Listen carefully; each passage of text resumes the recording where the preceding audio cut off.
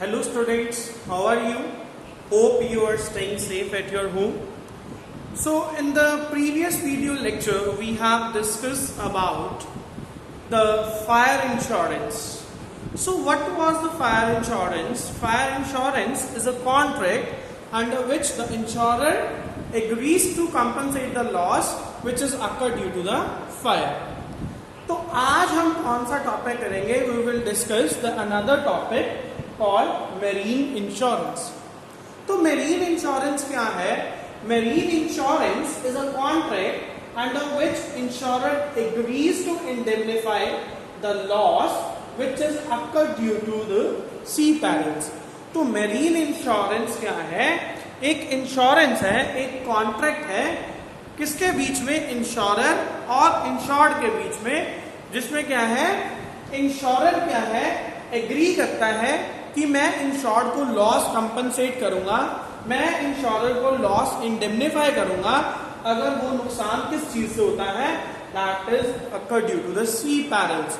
तो sea perils क्या है कि जैसे कि कोई शिप है वो ग्लेशियर के साथ टकरा गई, या फिर क्या है जो शिप है वो डूब गई, या फिर जो सी पायरेट्स हैं, सी पायरेट्स समुद्री डाकू हैं जो उन्होंने शिप को लूट लिया, तो that is the sum of the sea parallels.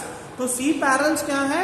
यानी कि either it will collide with the glacier और either it will be sunk in the sea और either it will be theft by the sea pirates. तो these are some of the sea perils जिसमें क्या है, जो insurance company है वो loss compensate करेगी which is occur due to the sea perils. तो कुछ एलिमेंट्स हैं मेरीन इंश्योरेंस के. वो एलिमेंट्स क्या हैं? That is insurable must be present at the time of loss. जब आप इंश्योरेंस पॉलिसी ले रहे हो, जब आप मेरीन इंश्योरेंस पॉलिसी ले रहे हो, तो उस टाइम क्या होना चाहिए?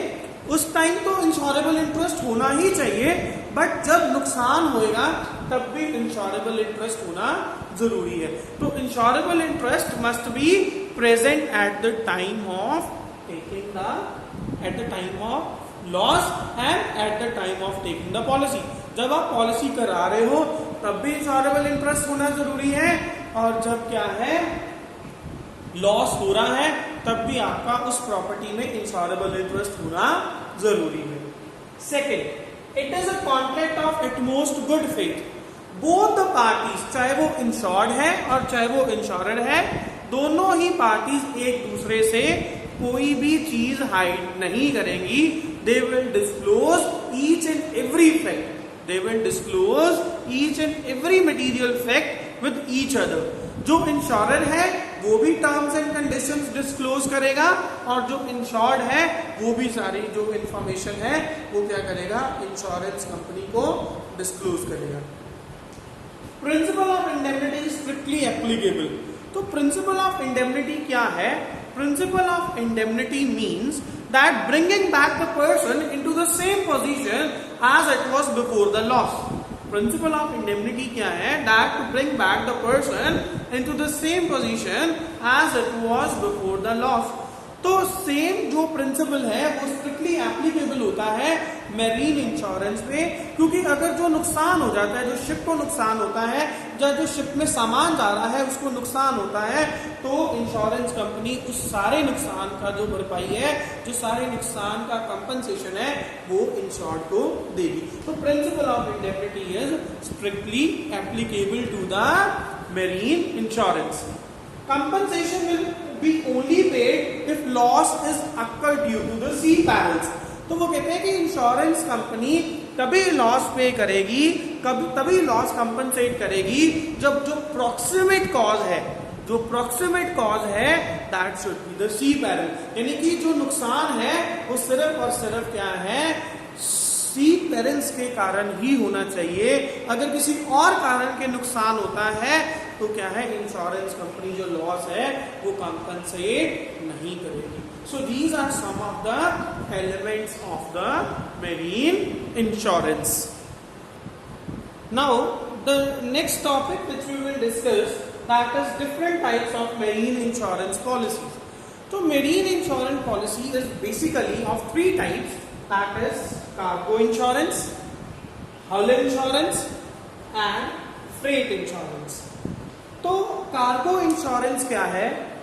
Under cargo insurance the cargo is covered and the personal belongings of crew members and the passengers are covered in the cargo insurance. तो जो कार्गो इंश्योरेंस है, कार्गो इंश्योरेंस में कौन सी चीजें कवर होती हैं? The cargo, then the personal belongings of crew members and the passengers. Second one comes the hull insurance. तो hull insurance में क्या होता है? Under hull insurance, the whole ship is insured. Under hull insurance, the whole ship is insured. In this, it covers the insurance of the vessel and equipment. यानी कि जितना भी कुछ है, फर्नीचर है, फिटिंग्स है, ये सारी चीजें क्या है? That is the hull insurance is recovered. जो इंजन है, जो फ्यूल है, तो ये सारा कुछ किसमें आ जाता है? हल इंश्योरेंस में. अंडर हल इंश्योरेंस होल शिप, यानी कि जितना भी शिप में सामान है वो सारा का सारा क्या है? फिक्सचर्स है, फिटिंग्स है, फर्नीचर है, इंजन है, फ्यूल है, ये सारा कुछ किसमें है? हल इंश्योरेंस में. पूरी की पूरी शिप क्या हो जाती है? इंश्योर्ड हो जाती है. Next one comes the freight insurance. Freight insurance में क्या होता है? कई बार क्या है कि शिप क्या होती है, रास्ते में ही लूट ली जाती है या गुड्स पहुंचती नहीं है to the port of destination. तो जिससे क्या है, जो शिपिंग कंपनी है they will demand for the freight. तो ऐसे में क्या है? There is a freight insurance. Sometimes there is a risk of the freight, यानी कि जो आने जाने का खर्चा है शिप का, तो वो फ्रेट इंश्योरेंस में सारा कुछ कवर होता है. समटाइम्स जो सामने वाली पार्टी है जिसको हम गुड्स बेच रहे हैं, वो कई बार कहती है हमारे पास तो गुड्स पहुंची नहीं, हम किस बात का फ्रेट पे करें. तो अगर ऐसा कुछ केस होता है तो that what we call it as we cover it into the freight insurance. So these are the three types of marine insurance policy: cargo, hull and freight insurance. So please watch this video very carefully, and if you have any of the query, please note it down on your notebook and I will sort out it on your tomorrow's Zoom session. Thanks and have a nice day.